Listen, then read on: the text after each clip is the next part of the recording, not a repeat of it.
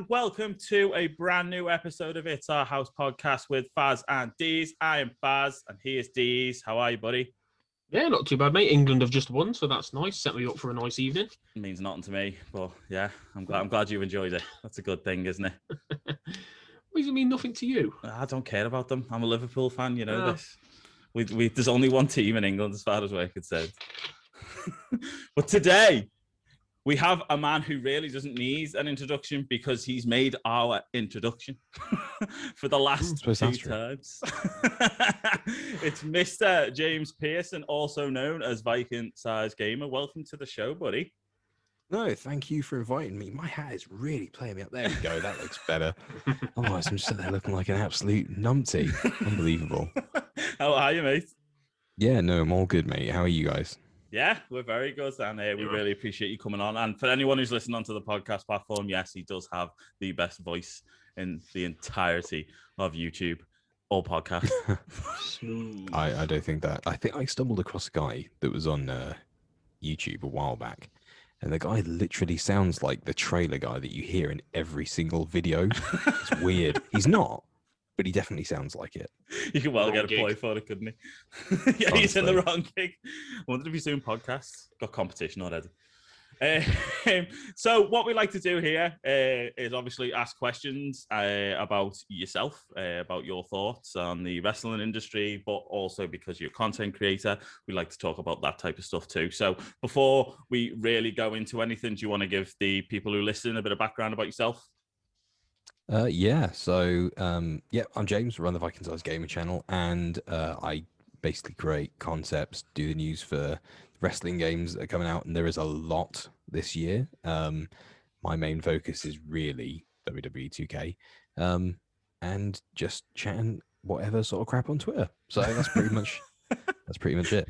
Yeah, you like D's, but without the video, isn't that you? Yeah, and probably without the anger as well. yeah. There does seem some latent anger in the tweets sometimes. Definitely from D's, yeah. He ain't lying. Right, we'll go straight into, obviously, then, as you mentioned, about your concept designing and things like that. So tell us a bit about your creative process. How did you come up with ideas for your channel, and what was it that got you into doing it in the first place? So it's quite a strange thing I don't know. It was really weird when I first started, like altogether completely first started, because I always wanted to do something video editing, and I just thought, oh, you know what, I'll try it. And then all of a sudden it's just blown up. And nearly 5 years later, I'm still here, I'm doing this, and things just seem to have completely blown off. But every video that I do, I take like a randomly different way of doing it. Mm-hmm. Do you know what I mean? So, like I said, this video that you can see behind me, this is my latest work, which I picked up and did on Saturday.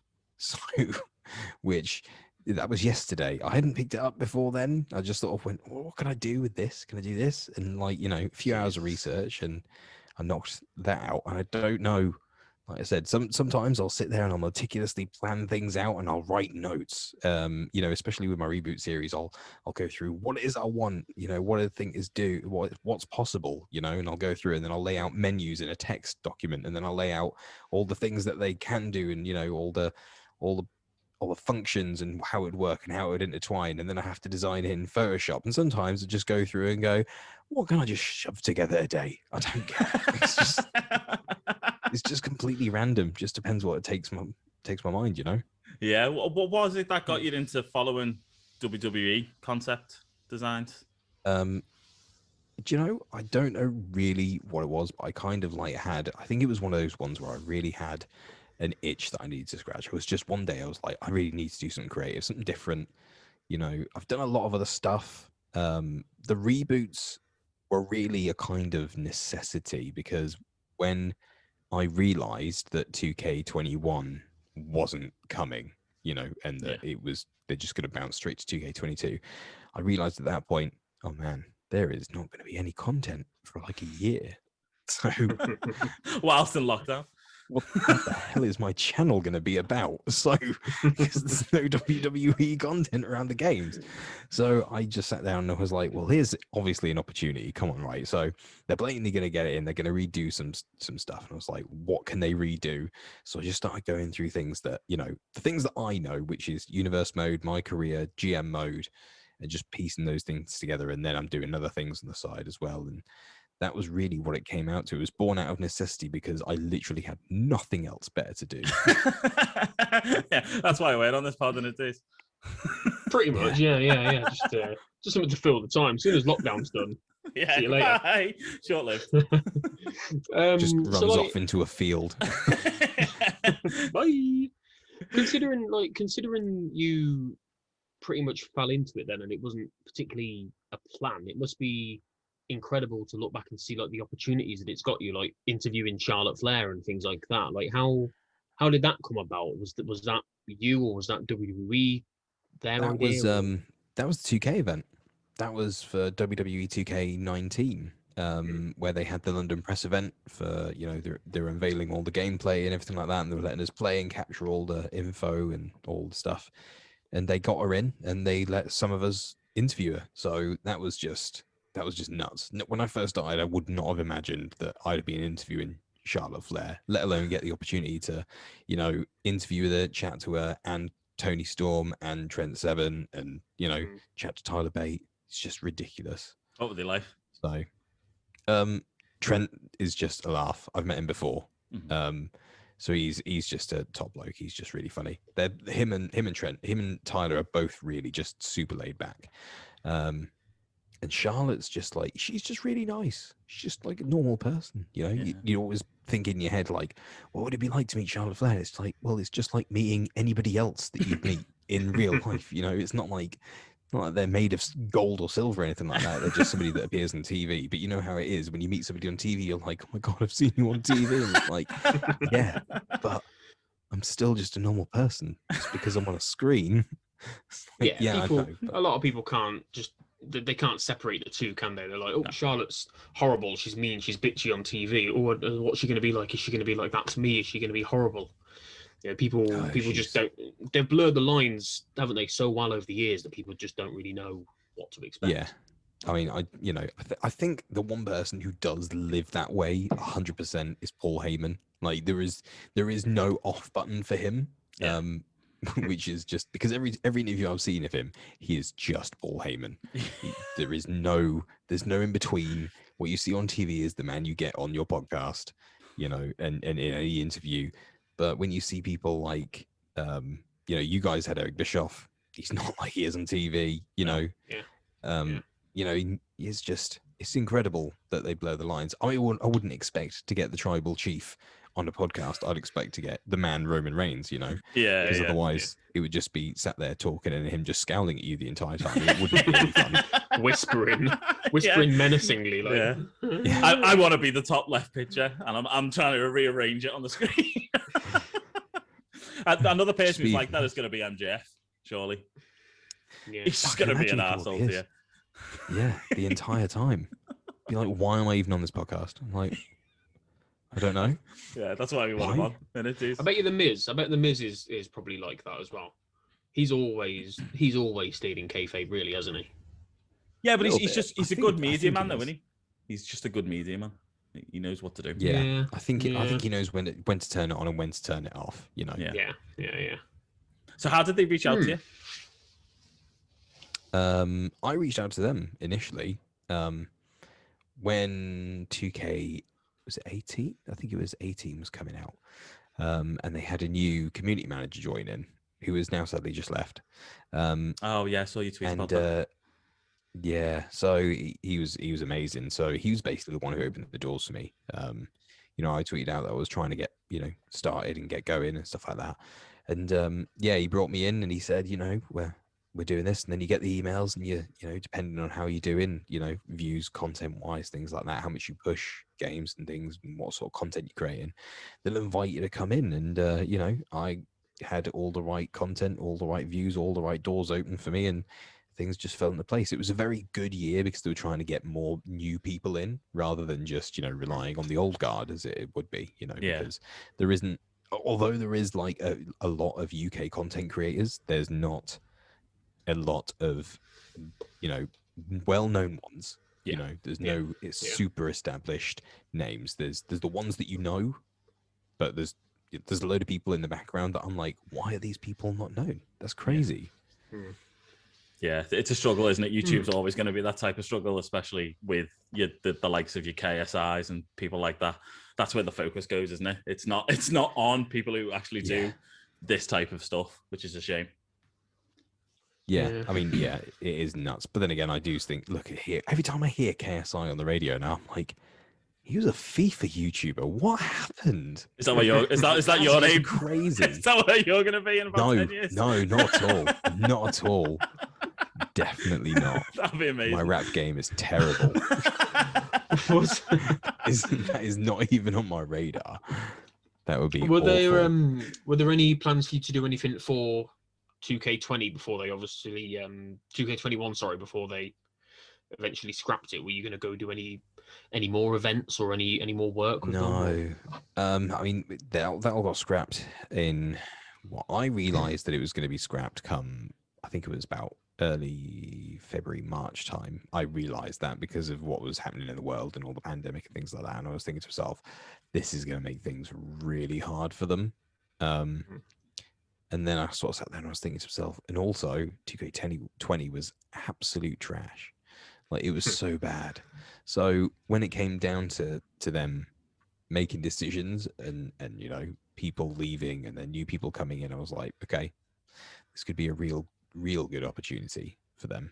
But there's none of that sort of thing goes out until like August time. So we were way off from even hearing anything remote. Would have been nice, if they could say it was. So next year we're going to need you for this. And I'd be like, yeah, that would be good. I know I've got something to look forward to then. But 2K20, I spent the entire time. You guys probably weren't around then for 2K20, but I said last year that if they don't show any 2K20 footage of the reveal of the game by a certain point in the year, I can't remember what time. I think it was like before SummerSlam, I think. Yeah. Then I will dress up as Hulk Hogan and sing Real American. And it started getting closer and closer, and I was getting more and more freaked out. I was like, I'm going to actually have to do this. I am not prepared. This is not something I was thinking that I would ever have to do. This was just a joke, and now I'm running out of time. And I had the community manager messaging me going, I hope you're getting ready. And I was like, I'm not. What are you messing with me for? You know about this. This isn't fair. Like, don't mess with me, man. Like, just tell me, am I going to have to do this? And he was like, when it did all eventually come out, he was like, I was this close to rent you a studio. It would have been amazing. Really? Oh, that would have been incredible. Ridiculous. He should have done it. Now.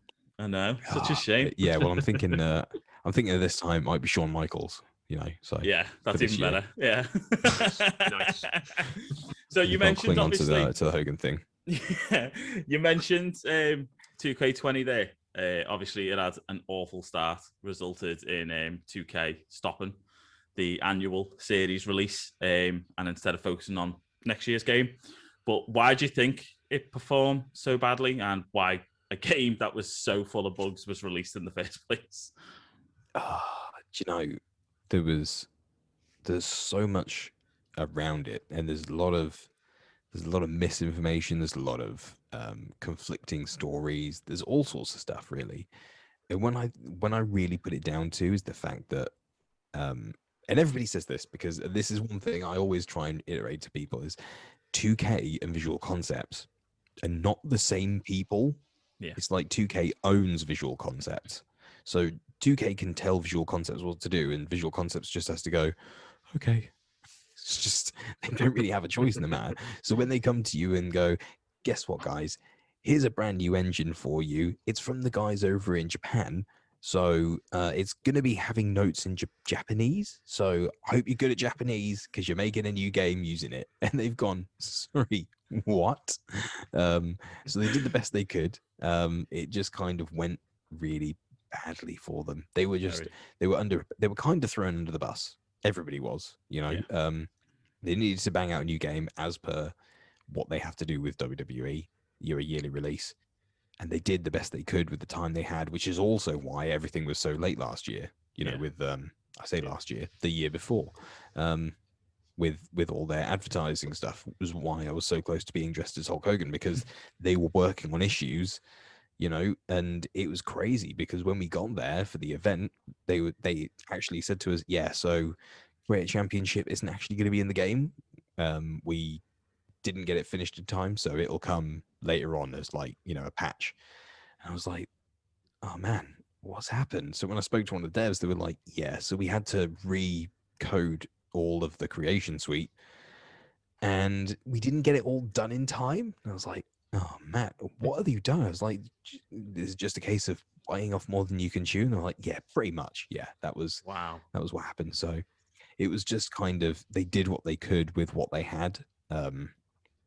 Which is just, I mean, as far as I can say, praise on them for doing what they could with an engine that they've had no experience with prior. They didn't know it. They were supposed to be maybe a smoother transition over, but it was not there.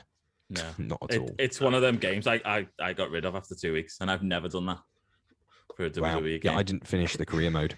Yeah. I didn't like first any time I've of it. ever not finished a career mode ever. I didn't have too many problems. I think I got lucky. The main thing that annoyed me was some of the bugs are amazing though, weren't they? Let's be honest, that you saw it on Twitter. Some of the ones I've seen are hilarious. I never had any of them. The funny thing is that when I played it, I was saying to them, oh, okay, I mean, is these sort of things going to be patched like day one? They were like, oh yeah, it's going to be a day one patch. And I was like, okay, so it shouldn't look too bad. But, when we go to record, we only get like 4 hours. That's how long we get with the game. So we're not going to experience the ridiculous amount of bugs because there's like maybe 30 of us in one room. And it's not long, it's not long as it is. So when there's 30 of us in one room and we don't experience tons of bugs, maybe just a couple here and there, we're like, oh, okay, these will probably get ironed out by a patch, just a release. But then when you get like 100,000 people who manage to somehow get the disc early, put it in their consoles, and because the patch hasn't been pushed to the servers yet, so when they put it in, it'll download the patch, they're just playing this super broken version that's on the disc. It just resulted in all of that absolute trash. It was so bad. It was. It was. I couldn't believe it. Well, half the things on there, I was like, it's horrible that it's not even just WWE 2K. Like, look at Fallout 76 as well. So many games now these days are like under time constraints and having to be rushed out for the promised release date. I wish they would stop giving like the day of release date out in public. Just be like Q4 or Q3 or whatever of that year, so they've got the time and they can move it back if they need to. Because Fallout 76 was an absolute. I still haven't played Cyberpunk. It's there. Yeah, Cyberpunk's still bad. I have. I know you told me to play it like the Matrix, didn't you, James? Yeah, that was it. Just imagine you're in the Matrix and it's just blocking people in. It's like, oh, yeah, there you go. There's a police officer there, just like they do. It's the agents, isn't it? So it didn't really bother me too much. But like I said, I had it on PC, so I experienced a lot less issues. Yeah. It's just, I mean, the game industry itself is just, it's insane. I've noticed a lot more developers now saying Q4 2021 now, or like you said, Deez, it's just, it is like that. They are starting to go on that, and I think maybe that is because they've looked at 2K20 and gone, "Ugh, let's not do that." You have to. It was so much. No Man's Sky was the same. If you look at No Man's Sky when it first come out to what it is now, it's 2 different games. It's not even the same game. It is. Yeah. I don't know who pushed that. Whether it was the publisher or the developers themselves that went now or release now. I feel like it was the publishers. It had to be. And they got sued, didn't they? I think. Yeah, because it was a lie of a game. They said you could do so much things on it, and after like the first planet, it was like, I'm done now. That's it. Yeah. Oh man. Yeah, it was not good. Tough to play. Now I'm like, yeah, this game's great. Yeah, it's brilliant. Since they did like the multiplayer update and all that, like you say, the stuff that should have been there from day one. So, like at the very start, I think before we start recording, we said that this year is going to be huge for wrestling games. Obviously, with the delayed incarnation of 2K, you've got the AEW video game as well, Retromania, Wrestling Code. Why do you think so many more new wrestling games are popping up. Do you think any of them are going to hold a candle to 2K? Are they going to be actual genuine contenders to take the throne from 2K? I think a lot of them have come up because wrestling has been kind of having a resurgence, and with that as well, there's also been a bit of a nostalgia hit as well, which I think is why Retromania has done so well. Wrestling's always been in the background, but maybe these things have just come to the forefront recently because we've all had this 2K for a while, and we've kind of seen it on the downward spiral, and everybody's gone, I can do better than that. And they've made all these other games. I mean, look at Wrestling Code. That will probably be an example of, well, we can probably do better than that. And let's face it, if you're going up against 2K20, you probably can. I mean, they're far away, they're far away from anything at the moment, Wrestling Code. So they're just taking their time because it's more of a passion project than it is them going, we're made to make some money. Let's just smash it out and get a game out. AEW, they're just obviously doing what they do. They've got Ukes now, and they've got a lot of big ideas, a lot of big plans, but whether they can do it is a different matter, and it's everything they're saying sounds great. It sounds great, but it's the execution that'll really matter in the end. Yeah. So I don't know. It's a lot of things that I'd like to see them do, and whether or not they can actually match up to what they've pitched. Yeah, I could sit here and go, man, Wrestling Code is going to be amazing.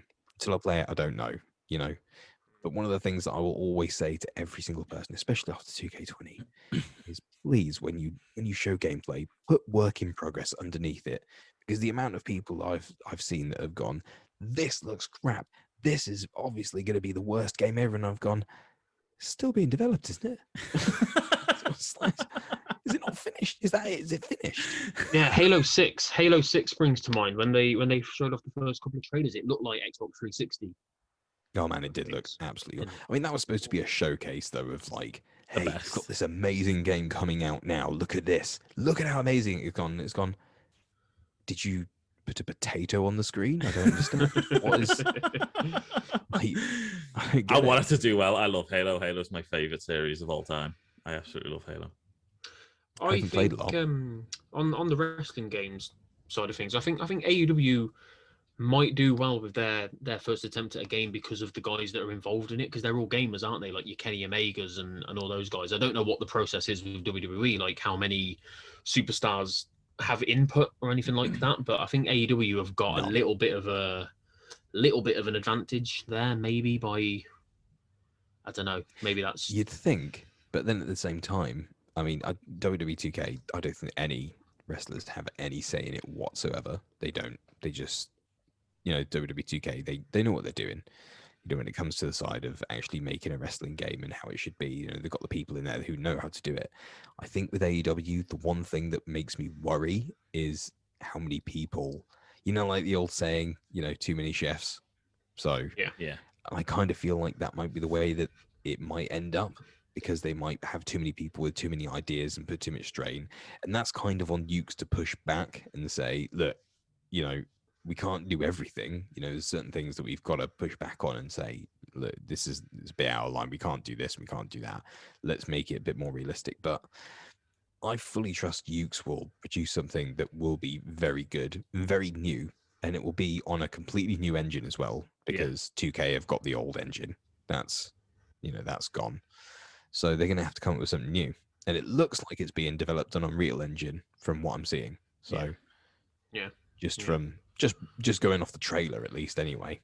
Yeah. What I was wondering, what do you make of the trailer? What do you make of the graffics? Because it came under a lot of ridicule. I hated it too. I'm so glad you said that. No. No, not at all. It was I did not like it. Like, don't get me wrong, like, I don't 100% expect it to look exactly like that when it comes out.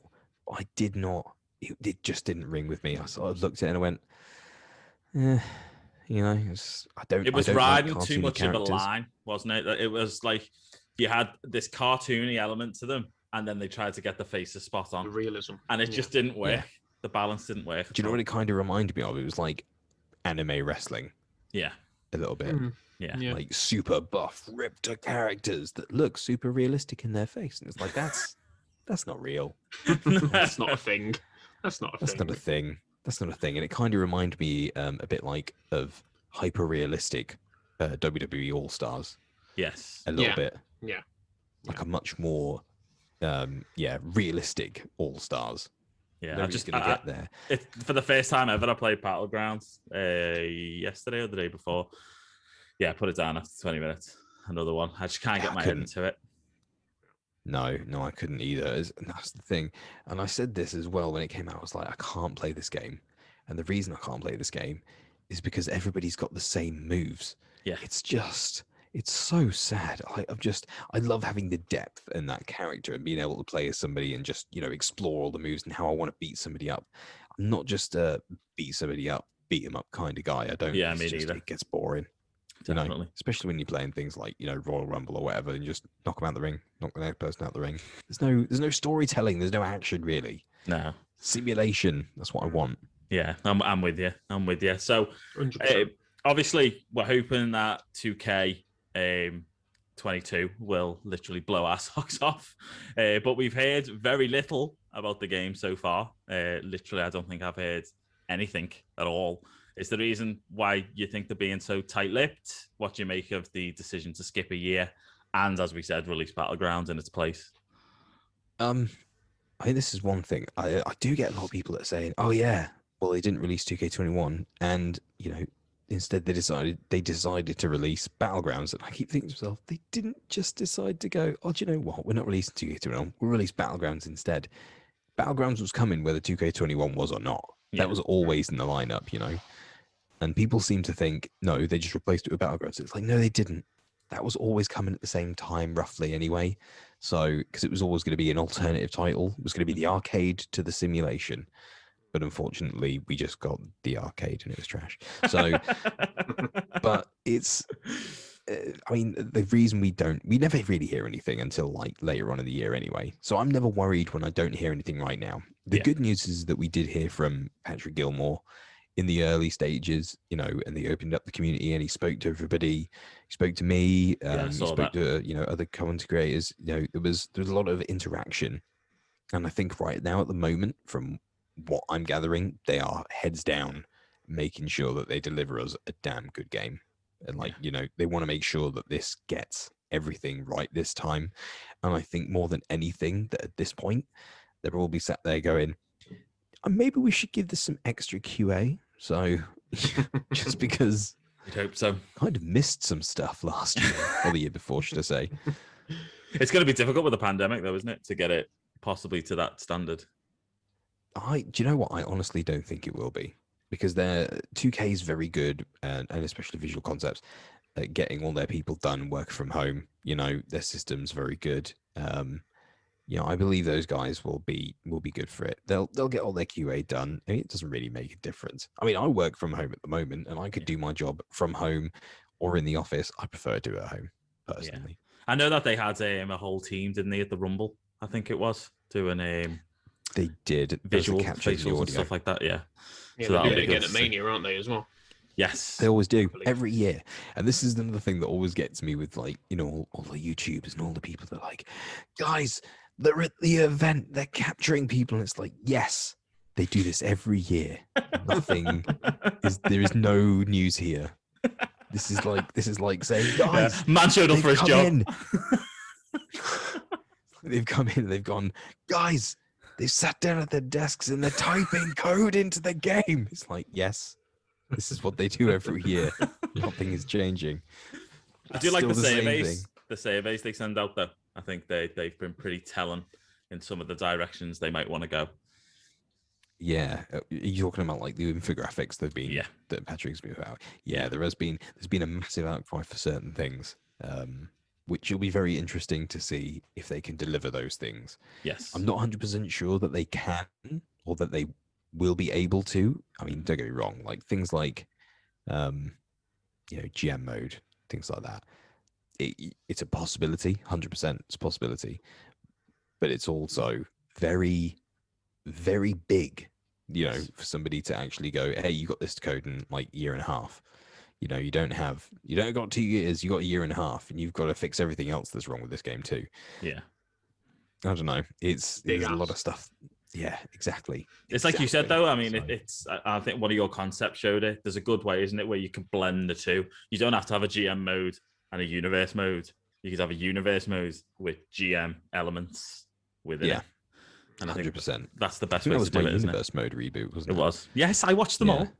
No, you watched them all. You watched them all. Yeah, I think that one was probably one of my favorite ones. Was the universe mode one. I like the GM reboot. 100% love that one. But I think the universe one, if I could have both of those in the game, I would, because I don't want them sacrificing one for the other. Yeah. Because universe and GM, they're completely separate things. And this is what people don't seem to get, is like, everybody's like, yeah, but I want ratings on universe mode. And it's like, why? It doesn't mean anything. It's a sandbox mode. You can do whatever you want in it. It doesn't even matter.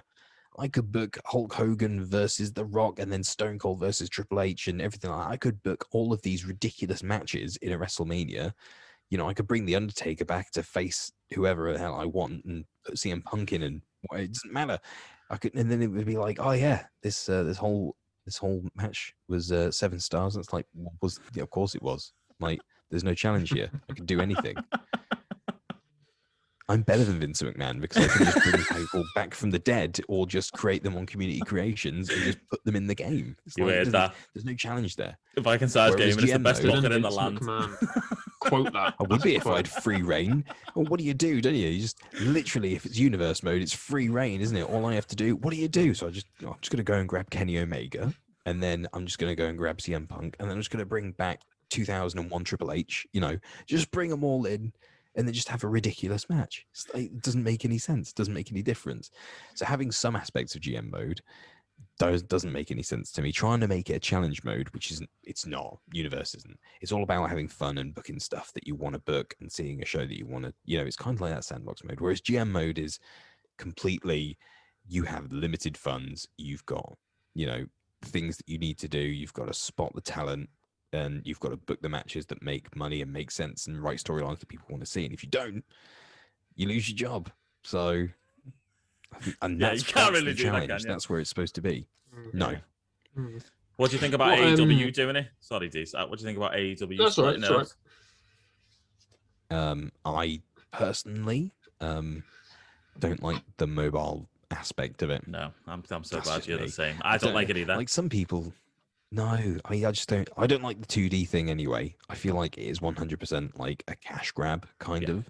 It kind of feels like, hey, everybody wants GM mode, so here's GM mode on AEW with a name, with mobile, and probably a shit ton of microtransactions. Yeah, which just doesn't. I'm not bothered by that. I mean, do be wrong. GM mode with AEW isn't really GM mode either, because who are you competing against? At least in WWE, you've got the brands that compete against each other: NXT, SmackDown, Raw. Who is AEW competing against? You're not really. You're just doing it to try and get ratings and get money. Yeah. It's not like there's any sort of competition between brands there. No end goal, no. And no, it's just keep putting on good shows. Yay! Living in your own bubble. It's like living in your own bubble then, isn't it? It's like, oh yes, I am the Tony Khan because there is nobody better than me, so I don't need any competition. That's what he's going to be like, isn't he? I was going to say that's what he thinks anyway. You just book match. Can you do that for me on Dynamite on Wednesday? Book match. What? Obviously, like you've mentioned Universe and you've mentioned GM. Other than a good playable game like we all want, what do you want to see in 2K22? Like any particular game modes or any particular, new additions? Anything brand new we haven't seen before, or anything you'd bring back? I mean, 100%. Like, I used to love don't get me wrong, like I think I've explained this in my career mode as well, in my career mode reboot. My career mode, it's not my career mode, it's a story mode, and it's just not right. And if you want a story mode, bring back your Road to WrestleMania.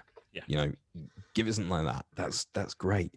At least let us play as one of the superstars and, you know, live a unique storyline through them. That's fine. But then give us a separate career mode that is actually our character. But I think the majority of stuff that I want, I created a reboot for. So I went, this is how it should be done. This is how I like it. Please do this. Please. Yeah, they definitely need a new career mode. I haven't played, I don't think, any of the last 3. I don't think. It's just not a mode that interests me at all. I don't think it is. I mean, I kind of, like I said, I kind of envisioned it when I was thinking about it in my head, like how would I want it? It's like a kind of a mishmash with NBA, because NBA kind of has it right. They kind of let you go and do your thing, you know, and you train up and all that sort of thing. But there's a bit of a story behind it. Whereas I think with 2K22, I believe it needs something else, you know, like certain storylines that are only activated on certain times of the year, or if you have an interaction with a certain character, or, you know, it could be just certain things like if you beat somebody else and then their mate comes along and they're like, oi, what are you doing? And you start a rivalry with them. Or if you decide, you know, that or dynamic storylines, like say for instance, if you're a champion and you decide, you know what, I can't be bothered to play and pin people, so I'm just gonna win by DQ or count out, you know, and just keep the title for as long as however the hell I want. And then in response to that, the game goes, right, well, now we're just going to send out the GM of Raw, you know, or Vince McMahon himself, and he's going to come out and he's going to say, well, because you've been such a dick for absolute weeks now, well, guess what? The pay-per-view, you're going to be in a 4-way Falls Count Anywhere match, which means that you can't run away and you've got to face 3 other people. So yeah, I'd like things like that, where it kind of responds to how you're playing. Yeah, that'd be such a better idea. Such a better idea. Interesting, yeah. I like that. Let's move away from games and YouTube just for a minute. One of the main things we do on the podcast, obviously, is talk about the current product, review what's happened over the last week or so. What do you make of WWE at the moment? Like what they're putting out on Raw, SmackDown, NXT, in terms of quality, in terms of ratings, what they're doing well and what they're not doing well? There's a lot to package up there. So much to dissect there. Like Raw's a mixed bag. Sometimes it's like, okay, this is okay, I could deal with this. And other times I sit there and I go, why is this even a thing? Why a lot of the times I just kind of get the highlights on YouTube and just watch those, because I just can't. I don't want to sit through 3 hours. Just can't do it. SmackDown does a lot of things right, a lot more now. You know, and they have consistently for a while. I don't know who's running that show, but at least they're running it well. Yeah. You know, Roman Reigns, since he came back, has been a fixture that I've just gone, finally, they got him right.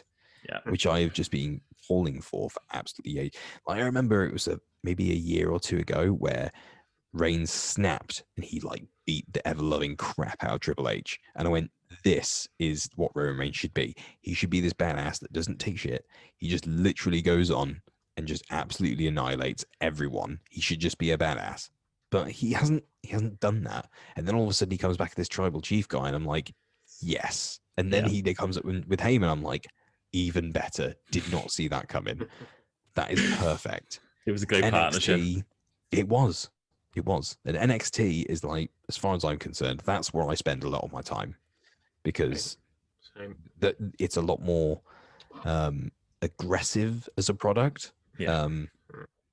Like I absolutely adore Karrion Kross, but then again, I've always liked my darker characters, whether it's Kane, Undertaker, Karrion Kross, you know, the Fiend, all those kind of characters that are a little bit more. I've always enjoyed those. So, but yeah, Karrion Kross, massively think he's fantastic. Finn Balor, I'm waiting for that match. That's going to be an absolute banger.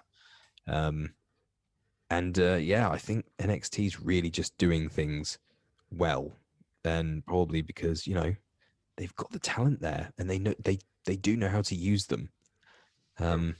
It's a wrestling show, isn't it? It's not an entertainment show. Exactly. It is a wrestling show, and that's why it's things like, you know, you see the Undisputed Era and you're like, oh my God, I can't believe they've broken up now. Why? It's like, who are amazing. It breaks my heart. It really does. And then you see, you know, Imperium come in, and you're like, okay, finally, I get to see Walter, you know, simultaneously stop and restart someone's heart with a single chop, and you know, it's just really good seeing these people, you know, and I'm amazed by some of the characters on there. I think they're great. They do. They have the best women's roster on the planet, as far as I'm concerned, as well. And it's such a shame it doesn't have all the eyes on it that it should. It deserves much more than it's getting. 100%. And the thing is that, you know, they go up. They're fantastic. Some of the superstars in there, they're fantastic. And they go up to I say they go up to main roster, but they don't, because it's not main roster anymore. They're all three of them main rosters. They kind of move sideways onto the entertainment side. And then they kind of, it's like Vince McMahon looks at them and goes, yeah, I don't like wrestlers. I like entertainers. And they all go, damn. It's like you hear all this stuff about Aleister Black and how Vince McMahon, I don't really get Aleister Black. And it's like, why? Because he's actually a wrestler? Is that it? Is that because he legitimately honed his craft and it is a kickboxer? I don't understand. What's the issue here? The guy had a solid gimmick. The guy could go. He was entertaining as hell in the ring. I just don't understand it. Even his, you know, promos where he was locked in a cupboard somewhere were still good. You know, I don't understand like what the issue is and why he wouldn't use him. I know apparently he had some niggling injuries and whatever, but it pains me when I see certain people on TV every week, and I don't see Buddy Murphy, I don't see Aleister Black, I don't see, you know, all the guys that have ridiculous amounts of talent. I'm so happy for Cesaro. I think Cesaro's just has been ready for that push for years, but I feel like some people definitely need to be on those shows. 100%. Yeah, it's you know what I think what with Vince is he sees a good entrance, doesn't he? That's all he sees. He sees the person with the best entrance and goes, they can definitely make it on my show. And then when that's why Cross is going to do well. He takes the entrance away or puts a bullet noise in and goes, oh, you don't work anymore. Or a choo-choo train. Or a choo-choo train. Oh my God. You know, what really pained me is when Aleister Black came up and they put that creak from the coffin like opening. I was like, what is this absolute trash? What have you done? For Ricochet. The bullet for Ricochet was pretty bad. The bullet for Ricochet. And now putting in that train sound effect for Braun. Don't get me wrong. It's bad enough that Shane McMahon's come for his yearly jump off something high. But, you know, and then I don't understand why they've put this random train effect on top of it and then let him throw, you know, Saturday morning cartoon TV green goo on him. And it's just, what is this? Do you remember when Braun used to be a badass and everybody was behind him and like, yes, finally, let's have him kick some people's asses. And now it's like, choo choo. Who cares? I tell you what, the SmackDown side of Mania looks absolutely incredible. Going to be one hell of a card for SmackDown. Owens v Zayn. I can't wait. Fight forever. Fight forever. Yeah. It is like they've got a proper. It's like they've almost struck the right balance between entertainment and sports. Yeah. Which those two, we already know they can go at it. They've gone at it for years on the outside during the indie scene. They've gone at it for years and years. We know those two are going to do incredibly well. We know Banks and Bianca Belair are going to do amazingly as well. That's just going to be a fantastic match. We know that Roman Reigns, Edge, and Daniel Bryan are just going to outright destroy each other. Yep. You know, there is so many good matches in there. And yet sometimes I just think, Bad Bunny. Why? Why is this on WrestleMania? Like, don't get me wrong. You know, I know all about him. I know he's a huge Hispanic star. I know that he's got millions and millions and millions of followers. At the same time, I'm kind of like, I don't care. I come to this because I want to see wrestling as a product. You know, I understand why they do certain things. You know, like, but sometimes I'm like, don't train. You know, the guys who like to sing and rap to be wrestlers, because there are wrestlers that need to be trained to be wrestlers, and there are guys that really need this light, you know, shone upon them. And I think it's great for Damian Priest, 100%, because the guy is super talented. I also don't think he needs to be, saddled with Bad Bunny. If anything, I would like to see at WrestleMania Priest just boot Bad Bunny in the face and do a bit of a heel turn. Or would it be a face turn? I suppose it depends. Either flip it around depends where your lean system. A tag match, or flip it around and have Bad Bunny accompany Priest. It definitely a bit of a. As you said, it's just to get a whole different eye set on them, isn't it? That's entirely why they've done it. Like why they're bringing Logan Paul in as well. It's just to get a whole new. It won't work long term. That's the thing. It won't work long term. It's one of the. They'll get people that will come in and they'll view it and they'll go, "Oh my god, this is amazing!" And then they'll go, "What else was I watching on a Friday night or a Saturday night again?" That's it, and it'll be one and done. It's not like it was back in the 90s when you could have what's his name, Dennis Rodman on there, in WCW, or you have Mike Tyson in WWF. It's not like that anymore. We don't get these big stars that actually make long-term impacts. They don't stay. They don't stay. They come on. All I will say for Bad Bunny is at least he's been around for a little while, hasn't he? It's been a couple of months since the Rumble. I completely agree. After Mania, that'll be it. I don't think we'll see Bad Bunny again. It's probably why he's already handed the 24/7 title back to R-Truth, which was just a strange decision. But I'll give him his dues. At least he's been there, and at least he's trained a little bit. And don't get me wrong. Some of the spots I think have been pretty good, considering that he is literally just a rapper. It's not like he was an athlete before or anything, or not that I'm aware of, but he's not like he's an athlete. So he's done some dues, he's done some diligence, he's got out there and he's had a go at it and he's had some fun, and it's been kind of fun seeing him a little bit as well. But like I said, I don't even know who he is. No, it's nice. He's a wrestling fan. I had no idea who he was. I think that's what I like. He's a wrestling fan. Like, he always watched. He's spoken about it. He was a big WWE fan. At least, does Logan Paul watch WWE? I don't know. He's never mentioned it. I think he does. Oh, does he? Oh, fair enough. Yeah, it's an American thing, though. It's bigger in America, isn't it? Yeah, it's massive over there. It's ridiculous. But I think what I'd prefer to see is more of the guy who was leading, Pete Dunne and McAfee. Yeah, Pat McAfee. Yeah. Did you see him on Twitter last week? He tweeted Adam Cole saying, "I told you I was right," and then Adam Cole just tweeted him back saying, "I hate you." So that's it. That's all you need, isn't it? It's such a good feud, them too. Honestly, but his in-ring work is so brilliant. Quickly. But he's an athlete as well. Anyway, he's an athlete, and I at first was extremely skeptical. I was like, "Do we really need people that aren't wrestlers to be in products that don't really, it doesn't suit them? It's not really for them. It's it's for wrestlers who've been training for literally decades, some of them, to try and get to where they are." And then of course when he did what he did, and he showed up and he showed out, and I was like, damn, okay, no, you've earned my respect. Fine, fair enough. I'm totally on board now. As you said, it's that balance, isn't it? It's that balance. But it's not going to keep people coming back. That's the problem. I think it will with McAfee. Because I think because he talks about it on his podcast and everything, doesn't he, every week? But I think once Bad Bunny's gone, as you said, he's gone. That's it. Yeah. 100%. Yeah, at least McAfee bridges that gap. Exactly. Right, so going back to your YouTube career, as I mentioned before, I have watched a lot of your videos since I've subscribed. And obviously, I saw that you were trying to kind of pull away from wrestling content for a while. Focus on other game genres.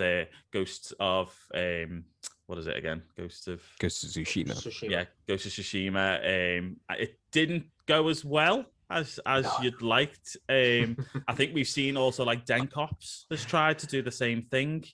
Yeah. What is it like as a creator? Because obviously me and Deez were in the same boat. We've pushed nothing but wrestling content out like yourself. So when we try something new, the algorithm goes, nah, no thank you, and pushes us down a completely different path.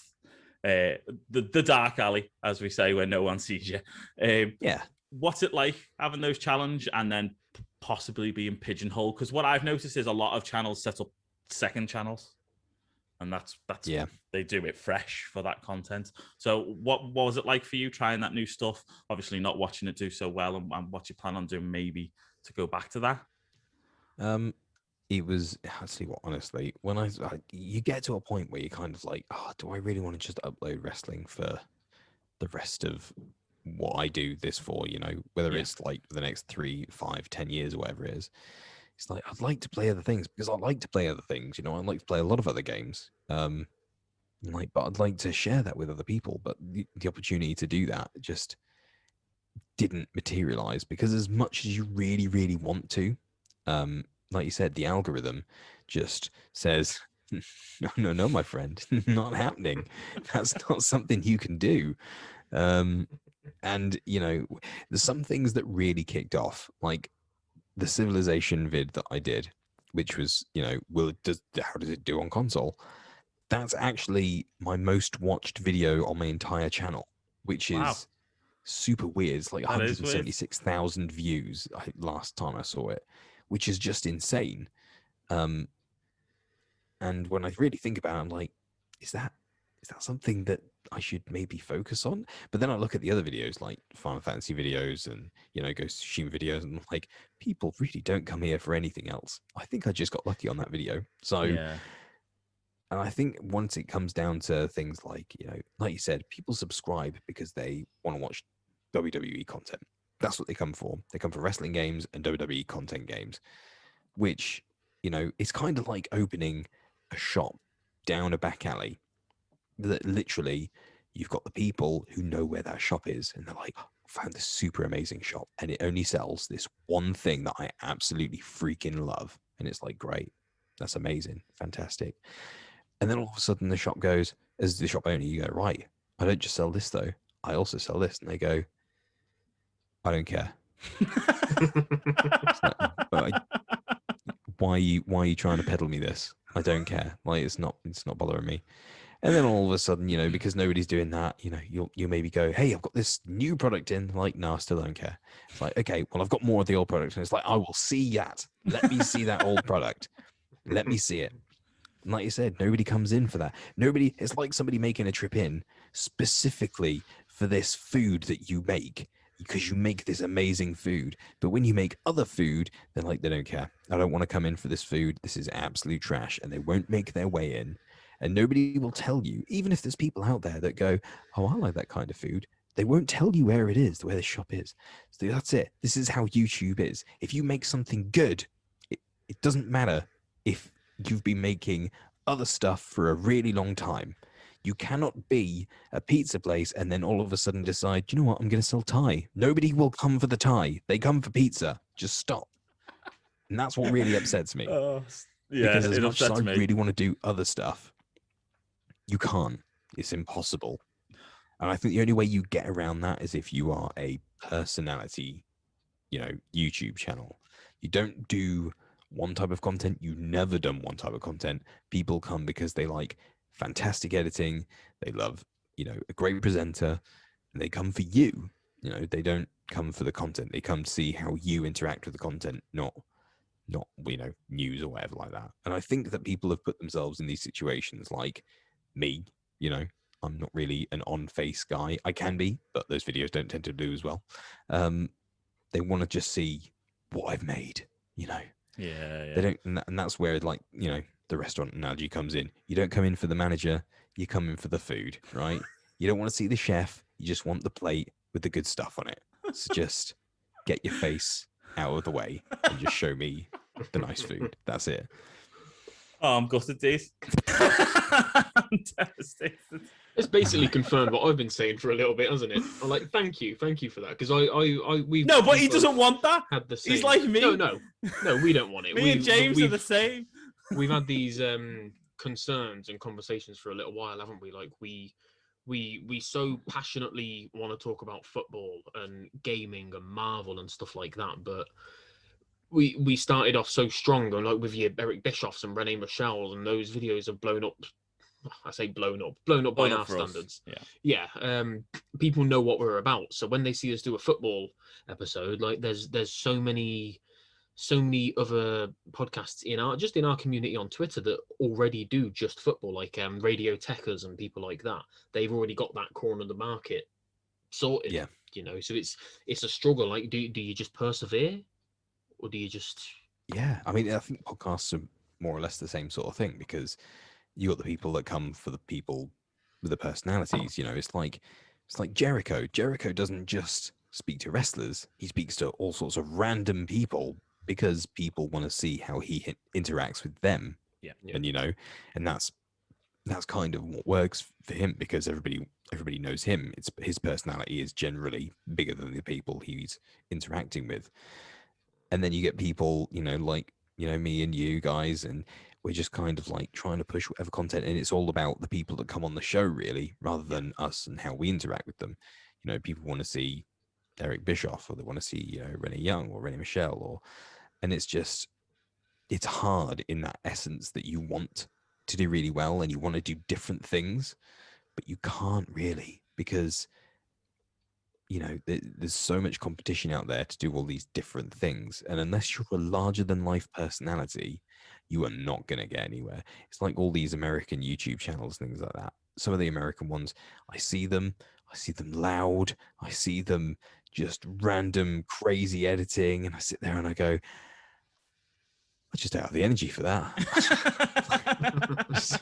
I look at it and I watch for like, it's like a 10-minute video, and by the end of it, I'm exhausted. I need to lie down. I don't understand it. It's like, where'd you get this energy from? If I was doing that video, I'd probably have to stop every 2 minutes and to have a breather. It's just lots of shouting, lots of jumping and editing. I'm just like, wow. I don't think there's more effect in, a Michael Bay movie in some of these ones. It's such a shame. It's such a shame. We will get there, though. It's like, I think we've kind of agreed an 80-20 split now, haven't we, Dees? Yeah, that's much, what we're going for. Much. So I get to have 2 guests on every year that I like. I know what you mean about like overproducing. I won't name them, but I did a guest spot on another wrestling podcast, and like within the first 20 seconds, it was all sound effects and klaxons and whistles and bows and cheers, and it was just all a bit like, I'm just there to listen. Was it American? Yes. Yeah, there you go. Yeah. Honestly, I think it's that super over the top. Yeah, let's go, let's do it. Kind of. Yeah. American is, and I don't think it really sort of gels very well with the British. Yeah, let's just have a nice chat and a cup of tea. It just we're trying to get that balance. That's what I think we're trying to get to, and it's.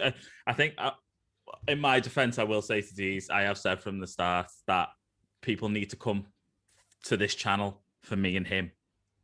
Yeah. You know what I mean? That's what they need to do. And that's why I've encouraged more of those chats that aren't solely wrestling, so people can learn more about us and then go, actually, I want to see what his thoughts are. But I think what we need to do is just have more chats, me and him, on wrestling. Rather than let's chat about footy. But then blend those other bits in as we're having those conversations. So the title and the image is wrestling. And then when people come after 10 minutes, I go, now let's talk about something else. and hope they stay. Hoodwink them into watching our videos. Clickbait. You know what? I've seen guys, like especially UDs, like you're quite controversial on Twitter sometimes, and you get the conversation started, and you see people reacting, and you react to them. And you know what I think you should do? This is just my word of advice, right? Here's what you should do. You should totally play into it, because you kind of look. Is what it is. You kind of look like Dexter Loomis. So yes, somebody said that not long ago. If you totally comb your hair and gel it back, and then just literally just stare at people, and then just go, you think I'm controversial? Not controversial. I'm telling you facts, okay?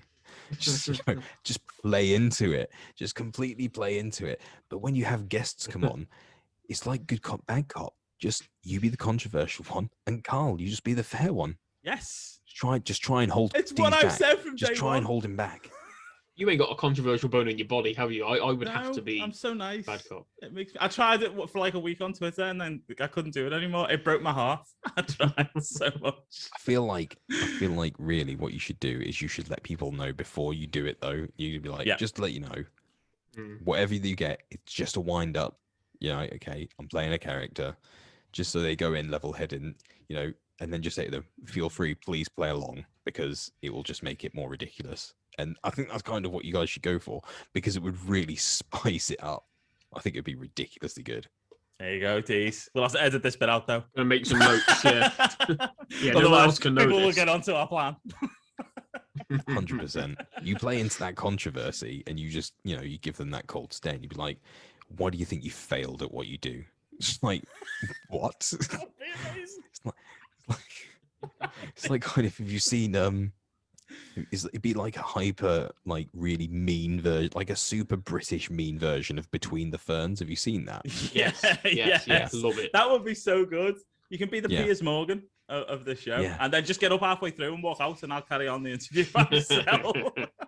Yeah, you call me out on some bullshit, and I'll just leave. Yeah, just be Carl sat there going, "I'm really sorry about Chris. I don't." What are you doing, Chris? I'd be like, I'm just spitting facts. Where's he gone? Yeah, I'm just spitting facts. Yeah, you're like this, and then you put your head down, you come back up, your hair's fully gelled over, and you just staring into the camera. I like this. There you go. Didn't expect to get this much advice. That's just something I would suggest. I think it'd be hilarious. I like it. Yes. I like it. We did try to lean into it a little bit in the past, didn't we? When it was the 3-man pod, because we had sort of like you down the middle. Yeah. We had me being con, we had Stuart being pro, and that kind of thing. It sort of worked. It sort of worked, that dynamic. But no, you need to go all in, like James is saying. No. That's fine. Oh, that's fine. I'm more than happy to. I've not been controversial for a few days, and I've got that itch. Yeah, exactly. So I need to do something big now. You know what they say? Controversy creates cash. One of your people came on and said that. Our good friend. Right, I wanna like finish off the YouTube bit that we were just talking about then. There's been a lot of changes recently, hasn't there, with YouTube in terms of like their tax system, and you've got third party sites like Fiverr popping up, and you've got obviously like Twitch and all the other competitors. Like, do you see YouTube still being at the forefront, or are these other platforms and these other systems going to eventually be the go-to for content creators like yourself and gaming creators, or do you think YouTube's always going to be the top? I think YouTube is really going to be the top, always. I don't think there's going to be any real thing that's going to come along that's going to really take it over. The only thing that's really kind of making a bit of headway, because Twitch is different. Twitch is like, it's just streaming. It's literally just like watching live TV. That's a completely separate field. But I think there's one called Theta. It's theta.tv, I believe. And I think that's streaming as well as video on demand. And it's actually a cryptocurrency one. So it does it on the blockchain. So people can actually earn blockchain currency, like cryptocurrency, while you watch. And then you can spend it on, people, tipping the streamers, whatever. I think that one may actually gain some traction, possibly. As everything's moving that way now, isn't it? On the blockchain, as they say. But YouTube itself, it's kind of like trying to take down a bank. They don't. It's just not going to fail. It's not made to. It's so solid in the way that it is done. Advertisers, even when you had that mass exodus of advertisers because of PewDiePie and his video from Fiverr, they still just went, okay, we'll just wait it out. And I think it was 3 months until the advertisers started coming back, and then it's absolutely fine again. It's like, well, they wrote it out for 3 months. Like, I don't know how much cash they lost, but probably not as much as it really mattered. But this is one of those things. Google literally just makes something, just explores something, puts it in prototype, and then just goes, oh, we got this new thing coming out, and then just goes, actually it was crap, just bins it after spending millions of dollars on it. It's just crazy. Like, remember Google Glasses? I remember them. Everybody was like, those would be cool, and then people started doing really dodgy things with it, and then Google just went, we're not going to do these anymore. It's like, why not? Sure, just iterate on them, make them a little bit better. And it's like, now I just can't be bothered. I said they don't have to, do they? The money's coming in either way. I feel like a lot of it is a tax break, maybe. It's just like, so we experimented and made this AI that could literally like encase the planet and save it from asteroids. But, we got right to the end, we proved that it worked, and then we binned it just because we couldn't be bothered. I feel like there's just something, there will be something out there. They'll be like, yeah, we cured cancer, and then, we binned it at the end because, we did it. We just kind of proved that it worked. They'd be like, you can cure cancer? It's like, yeah. Doesn't matter though, does it? Yeah, don't worry about it. Don't worry about it. It's some glasses. we got 500 billion in tax write-offs, so it's fine because we binned it. We didn't use it in the end. But I don't think anything's going to come along and beat YouTube ever. Like, I just think that it's just too established. Yeah, like, it's too big now, isn't it? There's nothing out there. Yeah, it's too big to fail. Kind of like Twitch. It's too big to fail. There's too many. It's an established name. There's not really anywhere else to go because, YouTube has the monopoly on video on demand service. Twitch has pretty much the monopoly on, the streaming market. I mean, Mixer was there for a little bit, but then it died because Microsoft bought it. And then, Facebook gaming, that's great if, you want, I don't know, your uncle to watch you. I don't know. Is it any good? I haven't even looked at it. I've never looked at it. Never looked at it. No, it just doesn't appeal to me. On Facebook's something I avoid anyway. Because I don't think I've posted on that for donkeys. Literally, I've got the app on my phone, and it's literally on it's got the little cloud on it because it says you can download this app if you want, but you haven't used it in so long that we've actually kind of removed it for you. It's like, I'm not going to use it. That's probably better. That's probably best. Yeah, I don't know. Twitter's bad. Twitter's a very, very bad place.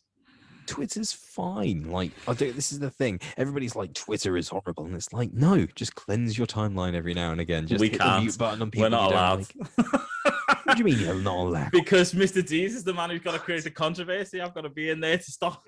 That's the whole point. I've got to keep it ticking over. If I don't insult AEW, we lose viewers. Yep, it's true. It's very common for. Yep. See, this is what you need to do now. You're going to have to go on there and you're going to have to insult somebody. And then you're going to have to say, if you want, we can have this out on the podcast. Yes. I'm all game for it. All game beef on the podcast. Isn't it? So make some more notes. Making more notes here. I would love to see Psycho D's versus MJF. That would be amazing. I wouldn't even say nothing. I'd just be here. I'd mute myself and go, okay, carry on, lads. I can't control this. It's too much for me. Right, we're coming on to the last question. Obviously, we focused a lot of our conversation around YouTube. What advice, because, from what I've seen from obviously your Twitter timeline and etc., you're all about pushing other creators, all about giving as much as you can, which obviously we've seen from your last video, showing people how to use Adobe and things like that. What advice would you give to newcomers coming in? Obviously, I can say you've given me a lot of advice because I know obviously YouTube can be tricky, especially with tagging, algorithms, things like that. How would you do it differently with the knowledge you've got now going back? And what advice would you give to newcomers? Oh, man. I mean, literally, if I could give myself advice for when I go back, it would be, just go and learn like everything. Like, YouTube isn't just there for you to post videos on. It is there for you to study like crazy because there are so many talented people out there that you can look and go, well, how the hell have they done that? And then one of the things I'll 100% say is, it's the same with the internet anyway, it's know how to ask the right question. Because if you can put the right question into YouTube and Google, anything like that, it will give you the right answer. So if you want to learn something, put it in YouTube, put it into Google, go and learn it, go and find it, because somebody will have done it and somebody will have done a tutorial somewhere along the line. And if they haven't, then find something that's similar and experiment from there, because that's really what you need to do. There's a lot of good channels that that I've used in the past. Can't remember any of them off the top of my head, but I use TubeBuddy, which is a plugin you can get. Yeah. So that's one. You told me about that one. I think you told me about that one. Yeah, so that's one I'd use because it's really good for SEO. It's really good for all that sort of thing. So it just kind of keeps you on your toes with what you need to put in, what's best for that sort of thing. They keep it updated with best practices. And definitely 100% just network, talk to people, get involved in conversations, because if you don't, you're going to miss out on opportunities. You're going to miss out on speaking to people. Like, I wouldn't have gotten anywhere that I had today if I didn't have the balls to reach out to the 2K UK community manager at the time and just go, look, I'm making this content. I kind of want to be involved. What do I have to do? It's really important that you just reach out, because there are so many people out there that are really welcoming, that will help you. There are some people that won't respond. If they don't respond, then that's it. That's fine. That's up to them. I generally try and respond to everybody that messages me. Sometimes I can't because my DMs are like, some days my DMs are just non-stop. Like, what is happening? Why am I so important? And some days they're really quiet. But if somebody messages me, I'll always try and message back and give any sort of advice. I can say you definitely do. You definitely do. Yeah. And it's good. Every day as well. It's just experiment, practice, just do something, write a script, try a video, just edit, try a new technique. Because like I said, this video that's behind me here, if I can do that in an afternoon, having never touched it before, because I watched some tutorials on, YouTube, then anybody else can do it as well. It's just one of those things. Just follow along, yeah. You'll pick it up. Yeah, going back out, especially to the reaching out part. These is a prime example. He's our guest getter, and the people he's reached out to thinking that we wouldn't get, Mr. Eric Bischoff is one of them. But you got to be prepared to get no's. To, like you said, not hear back from the vast majority. For every 100 emails I send, I might hear back from 5, and it's fine. It's fine. That these are busy people that we're trying to get on, or 100%. Content creators like yourself. You say your DMs are full, and people are probably thinking, oh, he's ignoring me or he's forgotten about me. You'll probably get back to them eventually. Like we had a guy get in touch the other day who I emailed literally about 2 months ago. But like you say, you've just got to persevere and just go for it. Just don't have any fear. I'm more than happy to be either told. I'd rather be told no than ignored. Yeah, I think that's the worst thing that can happen is someone says no, and then you just like, all right, pick yourself up, move on. Doesn't matter. Yeah. Like I said, some people, it depends as well on what kind of people they are too. Some people you'll find in the community are really very stuck up. So you'll find them, and there's some people, like I said, just don't have time. There's some people that don't check their messages very often. It depends on what kind of people they are, and you can never gauge because you don't have the interaction with them all the time. Yeah. And like I said, the majority of people that I've met are really lovely people. Incredible. And when people reach out, especially people like I think I had a YouTuber guy called Project. He reached out and he said that, could you help me with this? And I said, yeah, of course I can. So I've helped him with some things. I've got some of the other big YouTubers that have come to me and have said, oh, is there any way that you could possibly make me like a new alert like Macho T did? So I'm making him a new alert, and it's just these little things that I'll try to do for big YouTubers, little YouTubers. Just if I've got something that I can do that other people can't, then it's nice to know that I can actually help people out, and especially like the smaller guys. So every now and again, you'll see me like tweet out like a smaller YouTuber who I think personally hasn't got enough of a look in. Some people haven't noticed that person yet because they should. Because I see a lot of people like a lot of smaller YouTubers. I think to myself, that was me like 4 or 5 years ago. I was tiny. I don't know actually how I got what I am personally. I kind of part of me thinks it was just blind luck, because one of the first videos I put out was a did you know video for No Man's Sky, and it was just 10 things that you might or might not know. And then after that, I did like 10 features for WWE 2K18, I think it was. And that one blew up. It's like 30,000 views. And I was like, oh, maybe I'll just carry on with this then. And that was just basically how it started. And you might just have one thing that because you're passionate about that, and because you're so good at it, and because you're passionate, because you've got that drive, it communicates well. And because it communicates well, people watch. Yeah. Either that, or people just love list videos, which is also true. So yes, they do. Yes. 10 things you never thought possible. I'll just start putting that in my channel. That's what we're gonna do. 10 things you didn't know about Viking Size Gamer. Yeah. You won't believe number 9. He wears his hat backwards because of his hair. Oh yes, 100%. Oh, I have to. You can't wear it forwards, or else I look like a G-man. I'm not. We're nearly there. We're nearly there, buddy. Get your haircut soon enough. Fingers crossed. Oh, I'm honestly, I'm gagging for it. Oh, I need to get my haircut. It's just ridiculous now. But my wife keeps saying to me, "Oh, I can cut it for you." I'm like, "No, you tried that one." Yeah, she's before. like that with YouTube videos. Look, I can do it. Something I will say, there are certain things that you cannot learn on YouTube. No, the haircutting's one of them. I'm with you.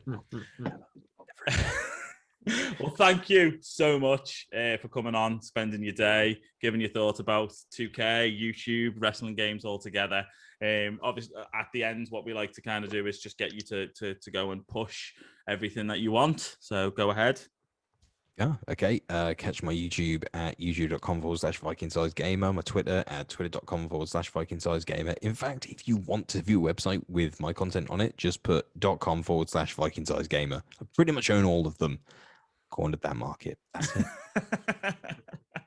I love it. You can find me on Twitter at Faz's Thoughts. That's FAZZAS Thoughts. Mr. D, you want to plug yourself and everything to do with our podcast? Yeah, you can find myself at PWCDs on Twitter, and you can find us across the board, across all podcast platforms, across all social media at It's Our House Pod. Yep. So if you could subscribe, give us a like, comment, download us on all the podcast platforms, everything, you would really help out the channel. Also, check out Viking Size Gamer's merch. His hoodie is top. Where'd you find that again, mate? Thanks, man. It's all right. It's upstairs. I put it on, but I'm boiling in this room. I'm pretty sure I did set up a website for it, which should redirect, which is just shop.vikingsize.com. Yeah. Should go there. Yeah, you should. It's top quality merch, honestly. Head on over, give it a buy. I got the purple one. Looks because I love purple, if you can't tell. And you can find all our merchandise on Redbubble / It's Our House Pod. Everything's on the link tree. So have a great week, and we shall see you all in the next one. Take it easy.